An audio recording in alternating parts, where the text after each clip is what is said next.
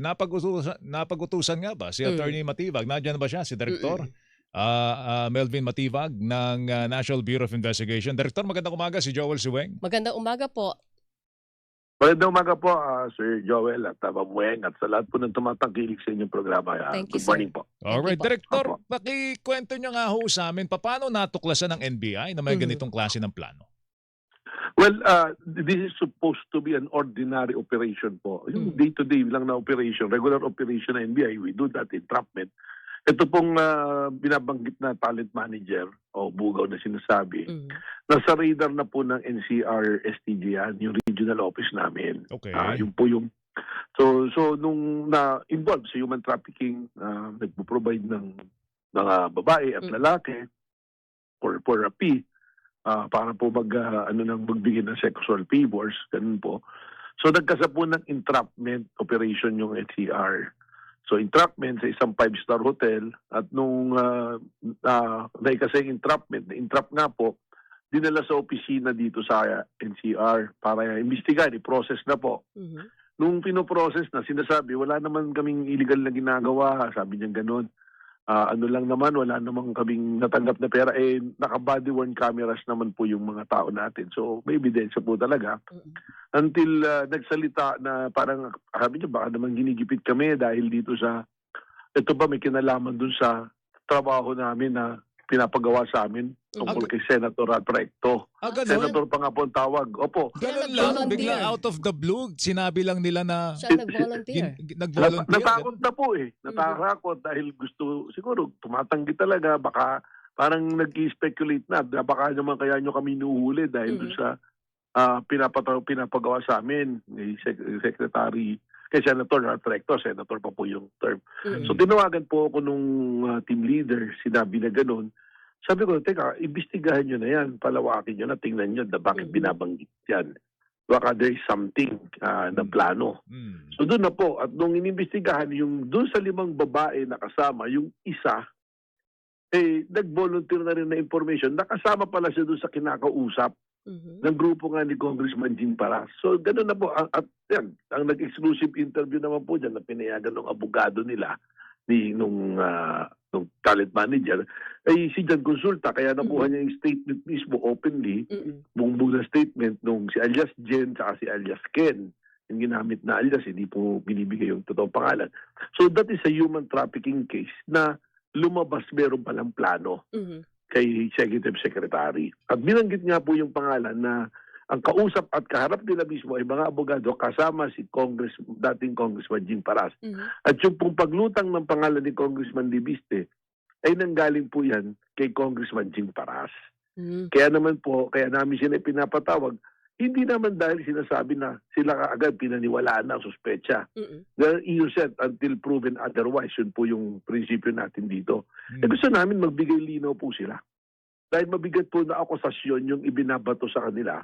So ang naturalesa po nito, kung nag-iimbestiga ang otoridad, ang NBI, dapat mag-cooperate kayo, lalo na't sinasabi ninyo na wala kayong kinalaman. May nabanggit Hindi ka naman po. hindi naman po pwede sa social media lamang at sa pahayag lang itinatanggi. Kailangan officially po, meron tayong statement po niyan. Meron po kayo nabanggit na may kasama din mga abogado si dating Congressman Jing Paras nung kinausap itong mga ito. Nakuha niyo ba yung pangalan ng mga abogadong yun? Well, yun po yung aming kinukuha ngayon na identity nila at may mga ginagawa tayo po mga hakbangin at kaya nga po sila pinapatawag na dahil para bigyan linaw ito kasi mabigat pa nga po na akusasyon, hindi naman po pwedeng baliwalain lang po natin dahil hindi naman po siguro magsasalita ng ganun basta-basta at malaking mga tao yung mga binabanggit na wala tayong nakikita pinanggagalingan. Tama po ba na 5 million pesos yung sinasabing ibabayad dun sa bugaw at saka sa mga babae once na naisagawa yung pinapatrabaho sa kanila? Actually, nagsimula sa 6, sabi, tapos 5.5 para may 500 pa raw na komisyon si Kong Jing Paras, tapos 5M, taging 1 milyon, 4 na babae, at saka si yung pong ating talent manager. So, yun po yung pangyayari niya, kaya iniimbestigahan po natin ngayon. At doon natin po titingnan kung anong mga anggulo po na dapat nating sipatin. Ano daw po ang motibo? Bakit ika-character assassinate itong si Executive Secretary Ralph Recto? Yeah, yan po. Actually, sinabi doon, local politics sa Batangas, yan ang magkakalaban. Yun po yung binanggit according po kay Jing Paras. So let me make it clear na as to Congressman Libiste, sa ngayon, ang pinangahawakan nating ebidensya ay yung pahayag lang ng dalawang tao, si alias Jed at alias Ken, base sa sinabi ni Congressman Jing Paras. Kaya magbibigay linaw dito si Congressman Jing Paras at yung mga ebidensya pang makakalap namin. So gusto namin sana dumalo sila sa Webes para we will confront them with other evidence na meron po ang NBI. Ano po regarding sa yun? pangyayari nito. Ano po yung other evidence na meron po ang NBI? Pwede nyo bang Well, ibahagi sa unang-una- amin, attorney? Unang-una na po yung sinumpang salaysay ng dalawa at yung video na salaysay nila. Pero as to the other evidence, I'd rather na makaharap namin sila before we make it public po. Ano po yung laman ng mga cellphone na nakuha ninyo doon sa Bugaw at saka doon sa mga Yan babae? po, yung other evidence, isa na po yan. Bigyan ko na po ng isang kasagutan si kasamang Joel po. Opo. Yung pong exchange ng Viber messages ni Congressman okay. para sa ni yung talent manager. Kasi deny So I want to hear them to categorically deny under oath dito na hindi nila kilala ng tao at walang pangyayaring yan at walang plano na gano'n. So may Para naman hawak po kayong mas malinaw na ebidensya. may hawak kayong mga Viber exchanges sa pagitan Meron ng po. Bugaw at ni dating Jing Congressman Paras. Jing Paras. Tama, meron po. Meron po. Pero kay Opo. Libiste, wala. Wala.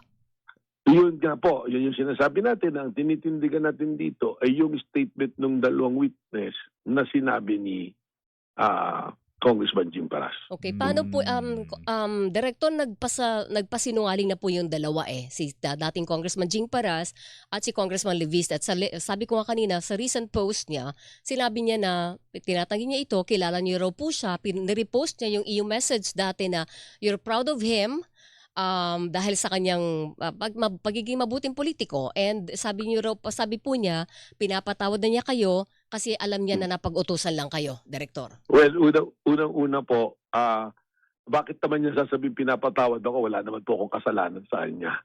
Inuulat lang po natin kung ano yung sinabi. Pangalawa, hindi po ba pinupuring magaling na politiko, kundi ang tingin ko sa kanya, that was 2025 August, malayo yung mararating niya na mabuting tao siya. But people change, ano po, di ba po?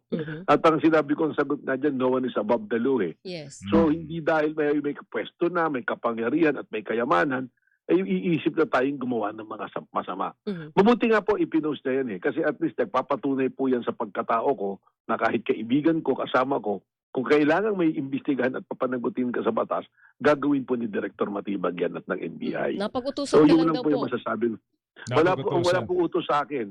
Ang akin pong commitment ay sa batas at sa mandato ng NBI na sinusunod po natin ang ebidensya, ang proseso at ang naayos sa batas ng ating investigasyon. Ang aking pong track record, kahit maiksi pa rito sa NBI, makikita naman na wala tayong ginawa rito na taliwas sa batas. Okay. Marami pong parinig, maraming sinasabi, maraming pagbibintang na later on mapapatunayan, hindi pala totoo. Kahit isa-isahin po natin, sinasabing ako yung lumusob sa Senate, lumabas yung CCTV, hindi. Sinasabing may bahay ako sa Amerika, eventually yung una nag-post umamin, hindi pala sa akin. So there are attempts to smear my reputation, pero yan po yung aalagaan ko.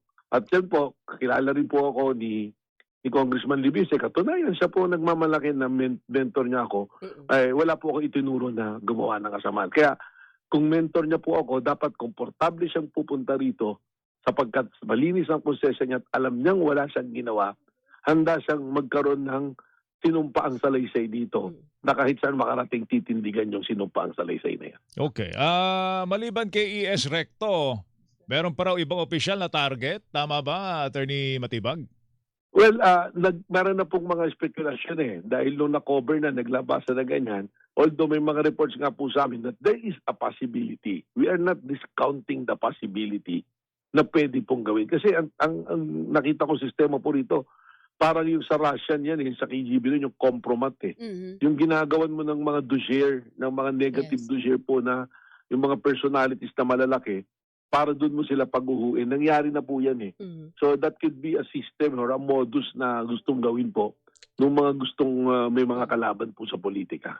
Nakausap niyo na po si ES Recto tungkol sa bagay na ito, Attorney Matibag?